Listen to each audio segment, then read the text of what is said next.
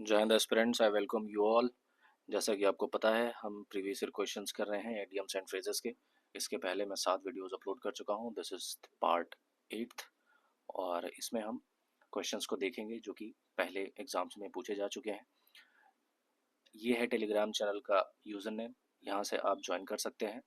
यहाँ पे आपको टाइमली अपडेट्स दे दिए जाएंगे, चाहे वो पीडीएफ हो या इंपॉर्टेंट वीडियोस के लिंक हो, वो आपको टाइमली प्रोवाइड करा दी जाएगी। तो आपके ऊपर है, आप अपनी स्वेच्छा से ज्वाइन कर सकते हैं।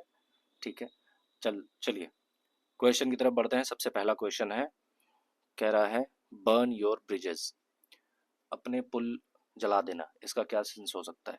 इसके पहले वीडियो में मैंने एक बताया था इडियम के बारे में, बर्न योर बोट्स। तो उसमें मैंने बताया था कि वापस जाने के सारे रास्ते खत्म कर देना, उसके पीछे मैंने कहानी भी बताई थी, तो वो आप देख सकते हो। हालांकि इसमें भी सेम सेंस है, इसमें भी मैं आपको बता दे रहा हूँ। जैसे मान लो आप पता चला कि इस पोजीशन से इस पोजीशन पे गए हो आप लड़ाई करने, और ये पुल है, ठीक है। आपको लड़ाई हर हाल में जीतनी है। आपने क्या किया, यहाँ से अपनी जगह से जो यहाँ आप पहुंचे थे, इस जगह को जाने वाला ये जो पुल था ये आपने बर्न कर दिया। अब आपके पास वापस जाने का कोई रास्ता नहीं बचा है। आपके पास अब तो या हार है या जीत है। तो आप ये सोच के लड़ोगे भैया वापस जाने का कोई रास्ता तो है नहीं, तो अब इस तरीके से लड़ेंगे कि भाई जीत ही जाए, और हारने से अच्छा जीत जाए, क्योंकि वापस तो जाने का रास्ता बचा नहीं। तो ऐसा सेंस होता है। ये पहले के समय में किया जाता था लड़ाइयों में। हालांकि हमें ये समझना है कि जब आपने ब्रिज को जला दिया तो उससे क्या हुआ, अब वापस नहीं जा सकते आप।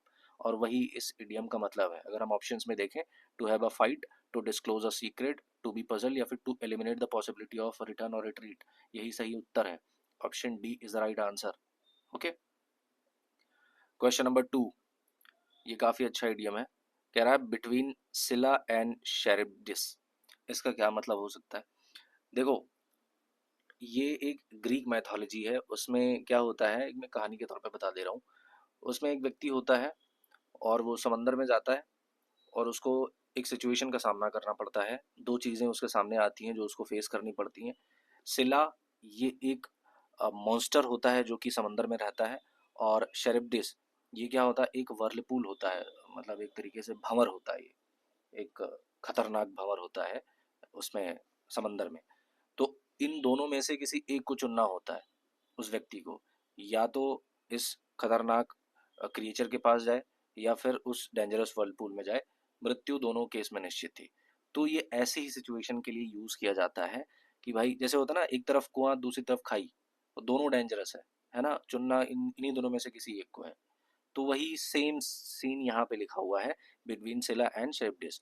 इसका मतलब होता है, ऑप्शंस में अगर देखें, winning a competition, choice between two pleasant alternatives, या फिर choice between two unpleasant alternatives, या फिर dividing into equal shares. Right answer is option C, choice between two unpleasant alternatives. ठीक है, दोनों अनप्लेजेंट चीजें होती हैं, और उन दोनों चीजों के बीच में आपको चूज करना होता है। क्वेश्चन नंबर 3, ब्लू ब्लड, कई बार एग्जाम में पूछा जा चुका है। लोग अक्सर कंफ्यूज हो जाते हैं, बस रट लेते हैं, और कई बार क्या होता है, रटने की वजह से भूल भी जाते हैं। तो मैं इसको आपको बता दे रहा हूँ याद करने का तरीका और इसकी ओरिजिन के बारे में। देखो, ब्लू ब्लड का बेसिक सा मतलब क्या होता है, पहले कहानी सुन लो। कहानी ये है कि ये बात है उस समय की, ये स्पेन वगैरह में हुआ करता था। तो स्पेनिश लैंग्वेज में है, ब्लू ब्लड का होता है सैंग्रे अजूल। अजूल का मतलब होता है ब्लू, और सांगरे को कहते हैं ब्लड। तो सांगरे अजूल ये स्पेन से ही निकल के आया, स्पेनिश लैंग्वेज से। और वहाँ पे एक मान्यता होती थी कि जो एलीट क्लास होती थी, जो एकदम हाई क्लास सोसाइटी होती थी, एलीट लोग होते थे, नोबिलिटी जो होती थी, वो ज़्यादा लाइट स्किन के होते थे। और अब चूंकि जो जो जितनी ज़्यादा गोरी चमड़ी का होगा उसकी नसें उतनी ज़्यादा दिखेंगी, ऑब्वियस सी बात है। तो जितनी भी हाई क्लास के लोग हुआ करते थे उन वेरी लाइट स्किन के होते थे, और जिसकी वजह से उनके शरीर की जो हाथों की पैरों की जो नसें हैं ना, वो ब्लू दिखती थी। जो ब्लड होता था उसमें ब्लू दिखता है। अभी भी आप देखेंगे किसी की नसों को आप देखेंगे जो जिसका ज़्यादा फेयर स्किन होता है, तो वो ब्लू दिखती हैं, है ना। वो ग्रीनिश और ब्लूइश उनका वो होता है कलर। तो वो वही कहा जाता था कि भाई जो हाई क्लास लोग होते थे वो ज़्यादा लाइट स्किन के होते थे, और उनका जो ब्लड होता था ब्लू, है ना, ऐसे। ये वहां से निकल के आया है ब्लू ब्लड, सांगरे अजूल से निकल के आया ब्लू ब्लड। तो ब्लू ब्लड का ही मतलब होता है नोबल बर्थ। जो हाई क्लास सोसाइटी होती है उनके लिए यूज किया जाता है ना। हालांकि ये ऐसा हमेशा सही नहीं होता है। ज़रूरी नहीं कि जिसका रंग बहुत सफ़ेद हो, बहुत ज़्यादा गोरा हो, वो हाई क्लास सोसाइटी हो, एलीट हो, है ना? बट ये एक वहाँ पे स्पेन से निकल के आया है ये सेंस। तो ब्लू ब्लड का मतलब होता है नोबल बर्थ। चलो क्वेश्चन नंबर 4 की तरफ बढ़ते हैं। बिग बक्स, क्या मतलब हो सकता है बिग बक्स का?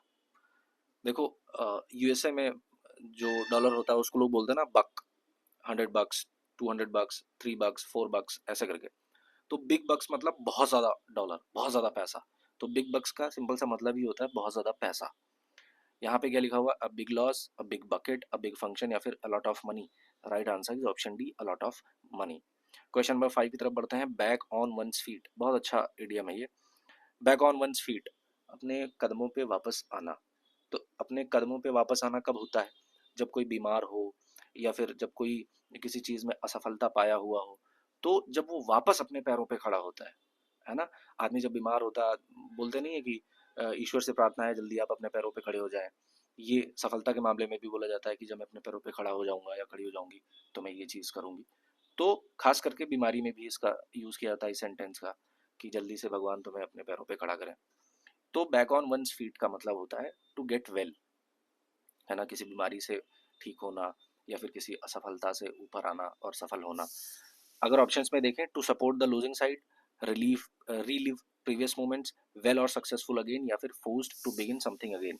देखा, right answer is option C, well और सक्सेसफुल अगेन। क्वेश्चन नंबर 6 की तरफ बढ़ते हैं।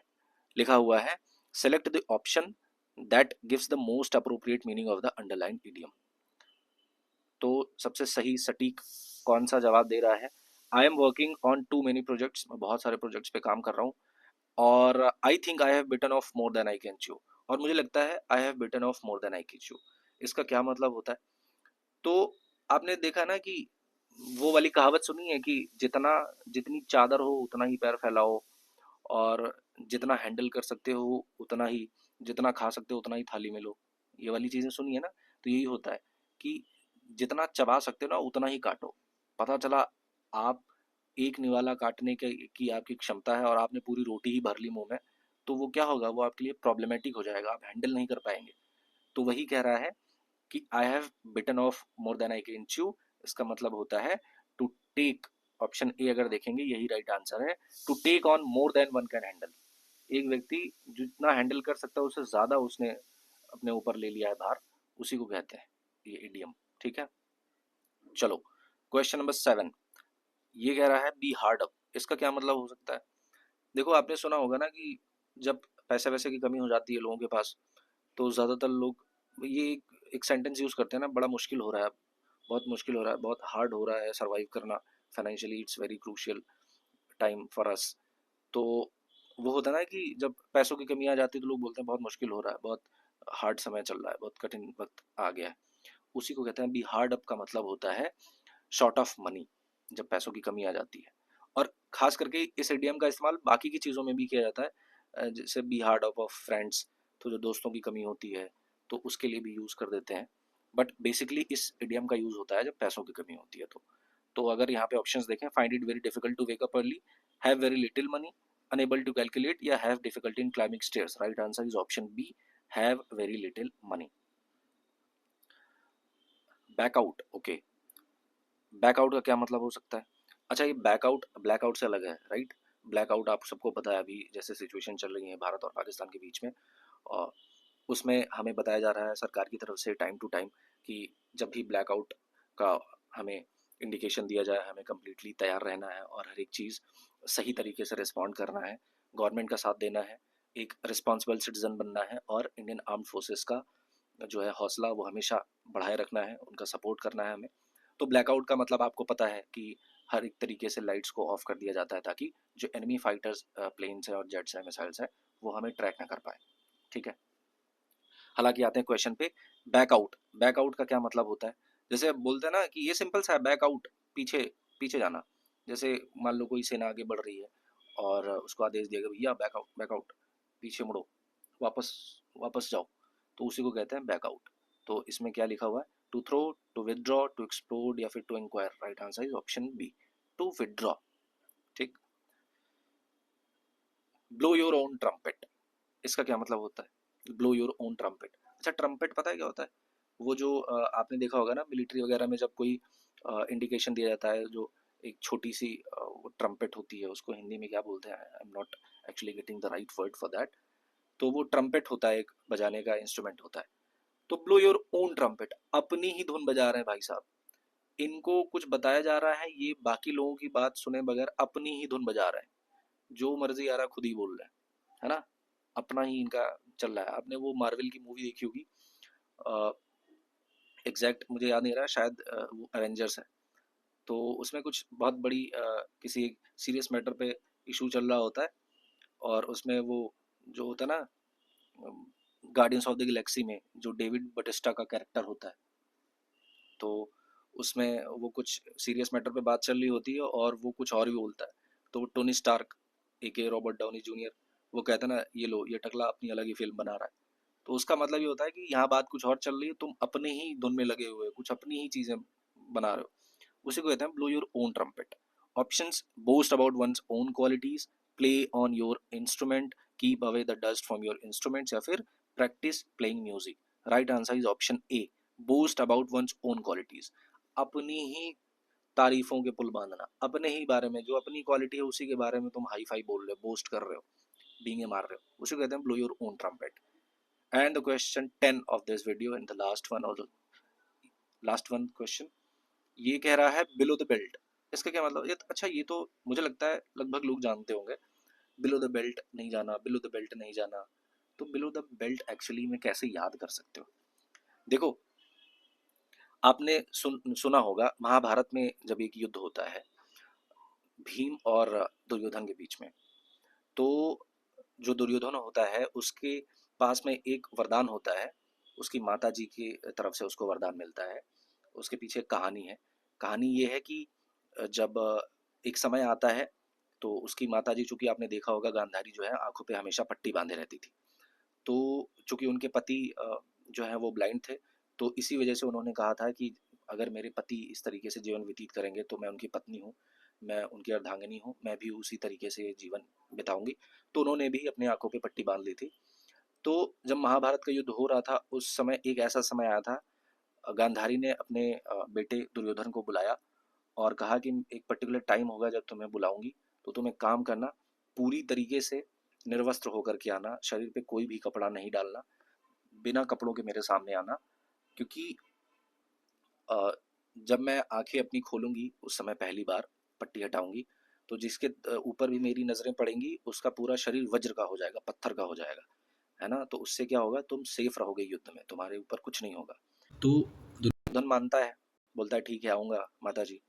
पर श्री कृष्ण तो चालाक तो थे ही, है ना। वो गए, उन्होंने दुर्योधन से कहा कि देखो, तुम इतने एज के हो गए और माता के सामने जाओगे निर्वस्त्र होकर, थोड़ा लाज शर्म रखो, एटलीस्ट कुछ नहीं तो कम से कम जांघों पे या कमर के नीचे तो कुछ ढक लो, ताकि जो एम्बेरसमेंट है वो नहीं होनी चाहिए। तो दुर्योधन ने कहा कि हाँ बात तो सही कह रहे हो आप। तो दुर्योधन जब पहुंचता है उस टाइम पे, वो क्या करता है कि कमर के नीचे वो मतलब जांघों तक, घुटनों तक वो पत्तियां लपेट लेता है, ताकि वो नग्न अवस्था में पूरी तरीके से माता जी को ना दिखे। जब गांधारी पट्टी खोलती हैं और जब उनकी नजर पड़ती है दुर्योधन के ऊपर, तो दुर्योधन का पूरा शरीर वज्र का हो जाता है, पूरा शरीर पत्थर का हो जाता है, एक्सेप्ट वही एरिया जहाँ पे उसने वो पत्तियां बांधी थी, जो वो कमर के नीचे था, बेल्ट के नीचे। तो गांधारी को उस समय क्रोध भी आता है कि मैंने तुमसे बोला था कि पूरी तरीके से निर्वस्त्र होकर के आना, पर तुमने मेरी बात पूरी नहीं सुनी। और इसका जो फायदा है वो बाद में इस तरीके से मिलता है कि जब भीम दुर्योधन को युद्ध के लिए ललकारते हैं और कहते हैं मैं गदा युद्ध की चुनौती देता हूँ, तो दोनों के बीच में गदा का युद्ध होता है। तो गदा युद्ध का रूल होता है कि आपको कमर के नीचे प्रहार नहीं करना होता है, ठीक है। तो ये रूल होता है गदा गदा युद्ध का। परंतु चूंकि दुर्योधन का पूरा शरीर पत्थर का हो चुका होता है, तो उसको कुछ असर नहीं होता। तो फिर श्री कृष्ण आदेश देते हैं, मतलब इशारा करते हैं भीम को दुर्योधन की जांघों पे वार करने को। चूंकि जांघों पे उसका सबसे सेंसिटिव एरिया होता है, वहां पे गांधारी की नजर नहीं पड़ी होती, वहां पे तो वो दुर्बल ही होता है। तो जांघों पे जब प्रहार होता है तो दुर्योधन की मृत्यु हो जाती है उसके बाद में। उसके बाद की अलग कहानी है, that that is not part of this video. जितना ज़रूरी था मैंने उतना बता दिया, कभी और मौका मिलेगा तो उसके बारे में हम बात करेंगे। तो आपने देखा कि हालाँकि उस समय पे जो रूल था उसकी वज़ह से ये वाला जो काम था, जो भीम ने दुर्योधन की जाँघों पे वार किया था, वो अनुचित था, वो टोटली अनफ़ेयर था, है ना? क्योंकि वो नियम के खिलाफ था। तो बिलो द बेल्ट जाना वही होता है अनफ़ेयर एंड क्रूएल। वहाँ से ये चीज़ आप रिलेट करके याद कर सकते हो। बिलो द बेल्ट का मतलब होता है option C, cruel and unfair. आज के भी ज़माने में ये काफ़ी कॉन्टेक्स्ट में यूज़ किया जाता है। जब किसी को बहुत बुरा भला आदमी कहते हैं, जब किसी दो व्यक्तियों या पक्षों के बीच में लड़ाइयाँ होती हैं, बहस होती है, तो जो चीज़ें नहीं भी कहनी होती है, जो नहीं कही जाती है, कुछ मॉरल्स के बेस पे, कुछ एथिक्स के बेस पे, कुछ लोग ऐसे होते हैं कि वो सारी चीज़ें उधेड़ने लगते हैं, जो कि मॉरली और एथिकली सही नहीं होता। तो उसी को कहा जाता है कि बिलो द बेल्ट जाना। ठीक है, चलो, तो ये थे इंपॉर्टेंट 10 क्वेश्चंस। आई होप आपको समझ में आए होंगे। कुछ भी अच्छा लगा हो तो कमेंट बॉक्स में ज़रूर लिखिएगा, कोई सुझाव हो, सलाह हो, कमेंट बॉक्स में ज़रूर डालिए। मिलते हैं नेक्स्ट वीडियो में। Till then take care. जय हिंद।